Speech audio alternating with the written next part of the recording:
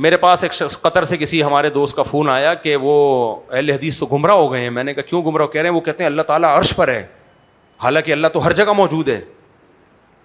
تو میں نے کہا اس میں گمراہی والی کوئی بات نہیں, کیونکہ اللہ بھی قرآن میں کیا کہہ رہے ہیں, میں کہاں ہوں, الرحمن علی العرش استویٰ, اللہ خود کہہ رہے ہیں میں کہاں ہوں. تو اہل حدیث اس مسئلے میں گمراہ کیسے ہو گئے؟ تو کہہ رہے ہیں اس کا تو مطلب ہے نا, اس کا مطلب جو بھی, میں نے کہا جو بھی مطلب ہے اللہ نے وہ مطلب بیان کیا. اللہ نے اتنا کہا کہ اللہ عرش پر ہے, مطلب تم خود ہی تلاش کرتے رہو. تو ہم بھی جب یہ کہہ دیں کہ اللہ عرش پر ہے, مطلب کہ ایسی کی تیسی, منہ سے ہم نے جب یہ لفظ بول دیا تو گمراہ کیسے ہو گئے؟ نہیں حضرت آپ تو مجھے لگتا ہے غیر مقلد ہو گئے ہیں, آپ تو یہ ہو گئے ہیں, آپ تو فلانا ہو گئے ہیں, آپ تو ہمارے کو تھے نا استاذ تھے حنفی ہیں بڑے پکے. تو لیکن ایک علماء تو محقق ہوتے ہیں نا, فقہ حنفی کو کے ہونے کے ساتھ ساتھ محقق بھی ہوتے ہیں وہ. تو وہ کسی نے کہا آپ اہل حدیث سے بڑے متاثر, انہوں نے کہا میں حدیث سے متاثر ہوں, اہل حدیث سے متاثر نہیں ہوں, لیکن حدیث ہے تو بھائی ہم بھی قرآن اور حدیث سے متاثر ہیں.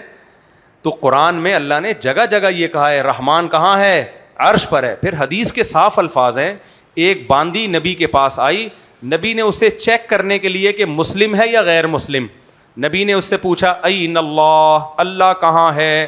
باندی نے ایسے انگلی سے اشارہ کیا آسمان کی طرف اور کہا فی السماء, آسمان میں. نبی نے فرمایا اعتقھا, اس کو آزاد کر دو, فانھا مؤمنۃ, یہ مومن ہے.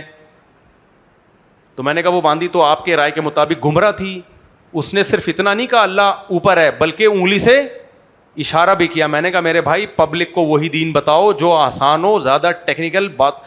اشاعرہ ماتریدیہ کیا کہتے ہیں, سر آنکھوں پہ یہ سب بڑے بڑے علماء تھے, یہ بحثیں علماء کے لیے ٹھیک ہیں, یہ سب اکابر تھے, بزرگ تھے, ان کے عقائد درست ہیں اپنی جگہ.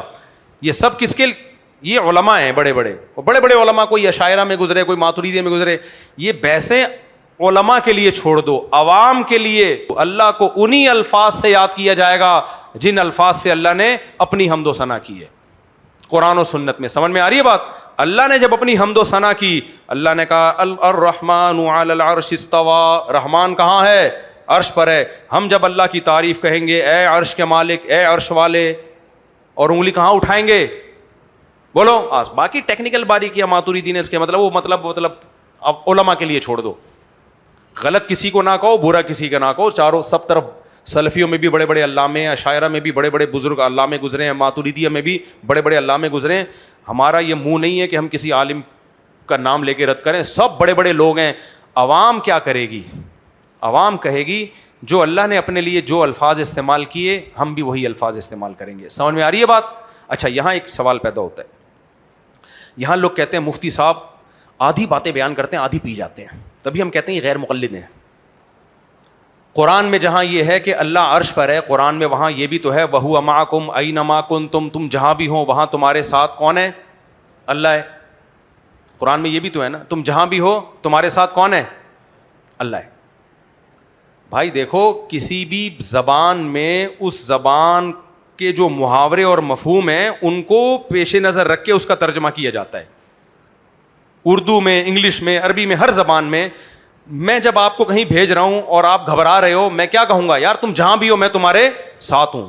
یہاں علم اور قدرت کے لحاظ سے میت مراد ہوتی ہے کہ میں تمہیں دیکھ بھی رہا ہوں اور تمہاری مدد کی قدرت بھی رکھتا ہوں, غافل نہیں ہوں. اس کی مثال ہے جیسے موسیٰ علیہ السلام اور ہارون علیہ السلام فرعون کے محل میں جاتے ہوئے گھبرا رہے تھے کہ اللہ وہ تو قتل کر دے گا ہمیں, تو اللہ نے فرمایا لا تخافا, اے موسیٰ ہارون ڈرو نہیں, اننی معکما, میں تم دونوں کے ساتھ ہوں. کیا مطلب, اسمع و ارا, اللہ نے خود ہی مطلب بیان کر دیا, سن بھی رہا ہوں دیکھ بھی رہا ہوں.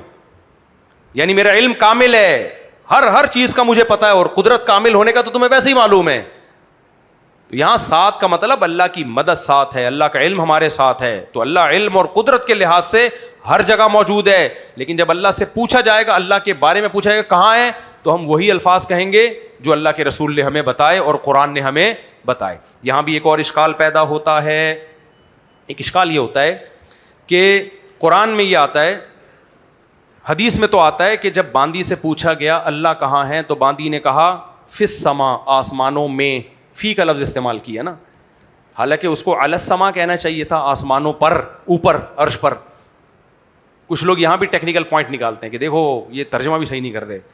خوب سمجھ لو, عربی میں فی علی کے معنی میں استعمال ہوتا ہے, قرآن میں بھی استعمال ہوا ہے, اور اس لیے استعمال ہوتا ہے یہ بتانے کے لیے کہ مظروف ظرف میں بہت ہی مستقر ہے, کیونکہ مظروف جو ہے نا جب ظرف میں قرار پکڑا ہوا ہوتا ہے, فی آتا ہے عربی میں ظرف کے لیے.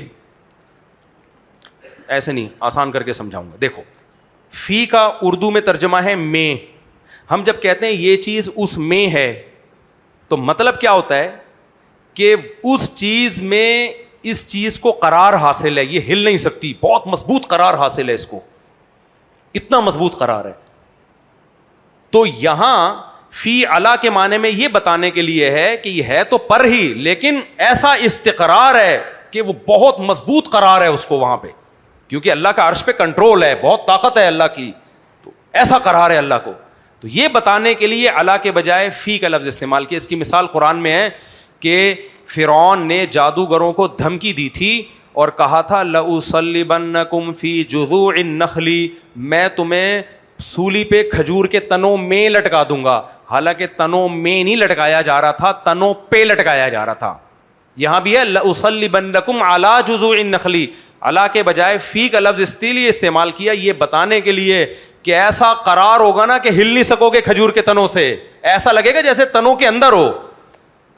تو ہمیں قرآن میں اس کی مثال ملتی ہے کہ فی علی کے معنی میں استعمال ہوا ہے. تو باندی نے جب کہا نا فی السماء, آسمانوں میں, مطلب آسمانوں میں نہیں ہے, آسمانوں پر ہے, عرش پر ہے.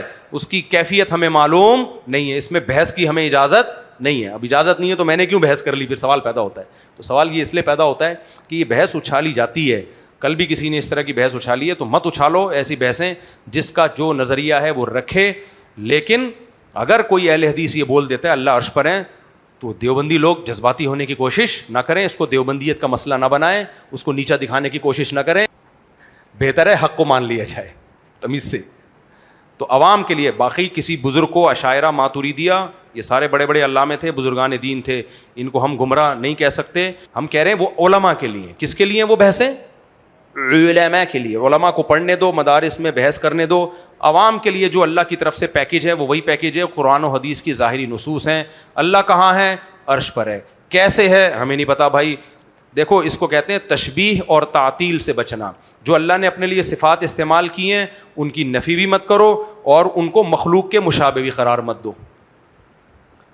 اللہ اپنے بارے میں کہتا ہے میں محبت کرتا ہوں, ہم مان لیں گے محبت کرتا ہے. اب سوال پیدا ہوتا ہے محبت تو دل کے نرم ہونے کا نام ہے, تو کچھ لوگوں نے اس میں تعویلات کی ہیں, محبت کا مطلب یہ ہے, رحمت کا مطلب, بھائی وہ علماء کے لیے بحث ہے, وہ مطلب علماء کو بیان کرنے دو. اللہ جب کہتا ہے میں محبت کرتا ہوں, میں رحمت کرتا ہوں, کیا مطلب ہے وہ علماء جانیں.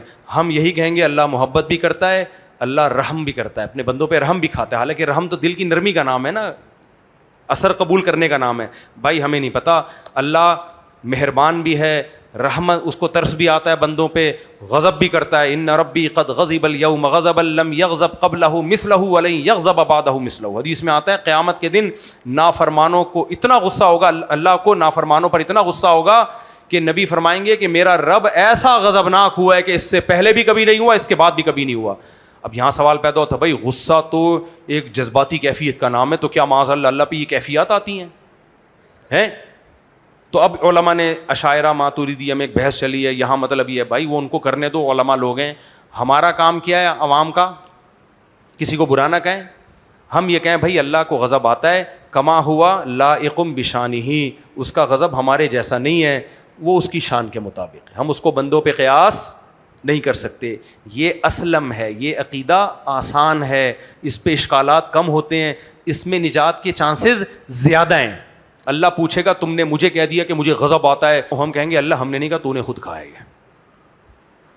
سمجھ آ رہی ہے بات؟ تیرے نبی نے کہا ہے تیرے بارے میں, تو اللہ کہے گا پھر اس کا مطلب کیا ہے؟ اللہ تیرے نبی نے ہمیں مطلب نہیں بتایا, بس ہمیں بتایا کہ اللہ کو غصہ آتا ہے. تو ہم نے بھی یہی عقیدہ رکھا. جب ہم سے پوچھا گیا کہ اللہ کو غضب آتا ہے, ہم نے کہا ہاں آتا ہے. ہم سے جب پوچھا گیا اللہ محبت کرتا ہے, ہاں کرتا ہے. اللہ کسی پہ ترس کھاتا ہے, رحم آتا ہے, ہاں آتا ہے. کیا مطلب تھا ہمیں نہیں بتایا گیا. ہمیں یہ بتایا گیا لیس کمثلہ شیء, تیرے جیسا کوئی بھی نہیں ہے, لہذا تجھ پہ کسی کو قیاس اور تیری صفات پر کسی کو قیاس, تجھے قیاس نہیں کیا جا سکتا. تو یہ آسان ہے. اسلم کا مطلب اس میں نجات بچنے کے چانسز زیادہ ہیں. تو اس لیے زیادہ ان بکھیڑوں میں نہیں پڑا کرو. اور مناظر لوگ جو ہوتے ہیں ان کا تو کام ہوتا ہے سامنے والے کو نیچا دکھانا, ان کا کام حق بیان کرنا نہیں ہوتا. اور مفتیان کرام سے دین پوچھا کرو جو باقاعدہ اداروں سے فارغ ہوں. تو میں جو بات کر رہا ہوں یہ علماء دیوبند کی بھی جو بھی صحیح علماء ہیں نا, جو علماء دیوبند میں جو مدارس میں افتاء کا کام کر رہے ہیں, باقاعدہ پڑھے لکھے ہیں, وہ ان کی بھی یہی رائے ہے. میں نے کوئی الگ رائے قائم نہیں کی ہے, لیکن بات وہی ہے کہ دلائل کو فالو کرنا چاہیے, دلیل کو فوکس کرنا چاہیے. اب اس میں بحث وحث نہ کریں کیونکہ ان مسائل میں بحث کرنا بھی غلط ہے. خود کر لی, اب بول رہے ہیں ہمیں بولنے کو نہیں کرو. ہمارے مسلمانوں ہاں تو بات تو اجتماعی دعا کی پوچھی گئی تھی, وہ تو کمپلیٹ کر دوں. تو فقہ حنفی کی کسی کتاب میں بھی نہیں لکھا ہوا, بلکہ اس کے خلاف لکھا ہوا ہے. فقہ حنفی کی جتنی فتوے کی کتابیں, عربی اردو کی بات نہیں کر رہا, اردو تو آج کی لکھی ہوئی ہے نا, اصل تو فقہ حنفی عربی میں ہے. تو اس میں تمام میں یہی ہے کہ ثابت نہیں ہے. ہاں علامہ ظفر احمد عثمانی رحمہ اللہ نے وہ کیا ہے کچھ, لیکن وہ تو بہت بعد کے ہیں نا, اصل تو پہلے سے چلا آ رہا ہے فقہ حنفی نا. تو وہ علامہ ظفر عثمانی کی رائے لوگ لے رہے ہوتے ہیں.